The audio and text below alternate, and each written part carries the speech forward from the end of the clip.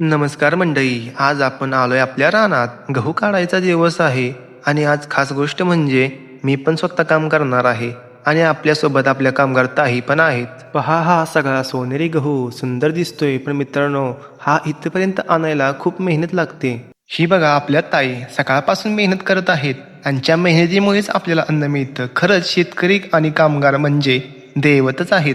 आज मी पण ठरवले, फक्त शूट नाही करायचं, काम पण करायचं. चला मग गहू काढायला सुरुवात करूया. सुरुवातीला वाटलं सोपं आहे, पण 10 मिनिटांच हे काम इंस्टाग्रामला रील सोडणं एवढं सोपं नाही. ऊन असो किंवा थंडी असो, शेतात काम थांबत नाही. आज एक दिवस केलं, पण शेतकरी रोज करतो.